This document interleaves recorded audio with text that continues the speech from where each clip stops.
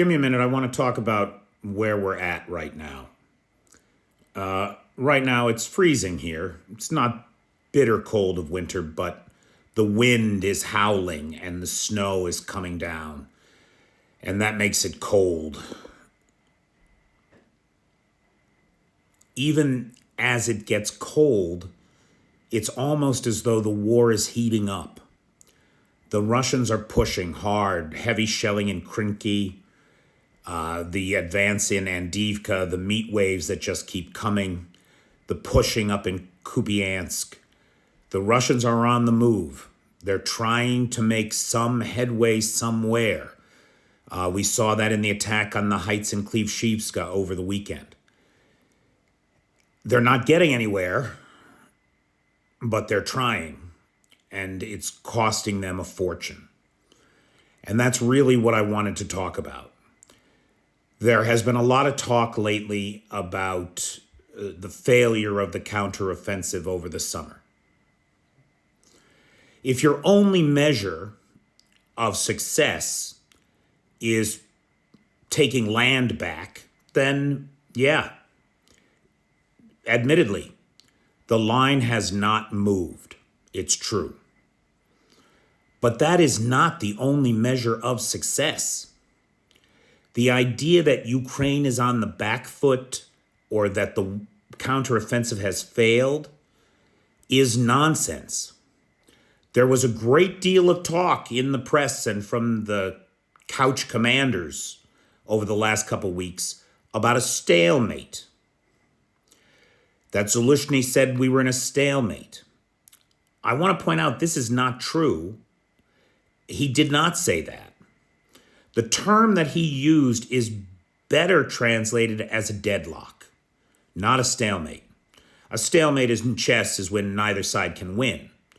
A deadlock is something that can be broken. And given that Zelensky's whole interview and article was about how to break the deadlock, deadlock is a better translation and a more realistic assessment of where we're at. Take a look at something with me.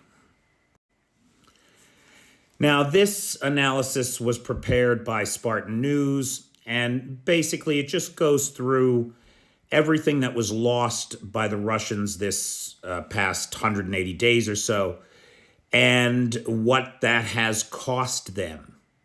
Now, that's in addition to the fact that it's estimated that it's costing Moscow somewhere between $500 million and $1 billion a day to prosecute this war. So let's say it's only $500 million. So for the last 180 days, that's another $90 billion just in operational costs. And the losses are staggering. The money is staggering. $40 billion in hardware losses alone. The idea that the counteroffensive has been a failure is ridiculous. Ridiculous. You know, in addition to, they say here 400 square kilometers of territory has been reclaimed. I dispute that number. I think the number is closer to 1,200 square kilometers when you add up all the little ranges. But again, land is not the only metric. The Russian fleet, the Black Sea Fleet, is hiding in Novosibirsk.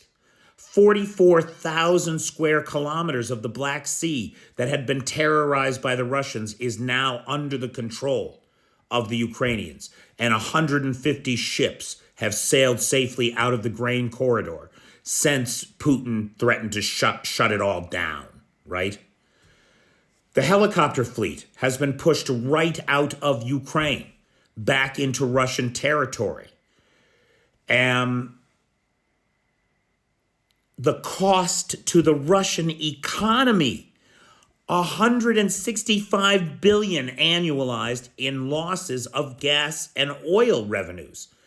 The situation is so bad for one of the world's largest producers of oil and gas that they've shut down 22 of their 44 mega refineries because they don't have the Western expertise to keep them open.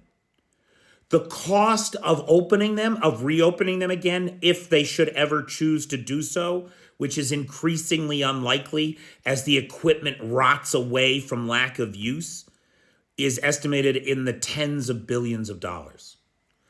The cost to the Russian economy is inconceivable. The currency and price controls that Russia has had to undertake in order to boost the value of the ruble, to keep the loss of the ruble down to only 15% of its value since the start of the war, from the high loss of 30% of its value, is killing the Russian economy. I'm sorry, I look at the reports from the Russian Ministry of Finance. I don't see how anybody believes they're not cooking the books and cooking them badly. No, Ukraine is not on the back foot. They're having a hard time of it. I had the great honor and privilege last night of speaking to a member of the Ukrainian Armed Forces for a couple hours. We were talking for a couple hours. It's hard out there.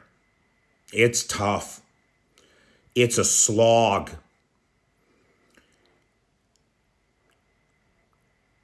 But they're committed, absolutely committed to independence from Moscow. They will not be a vassal state of the Kremlin ever again.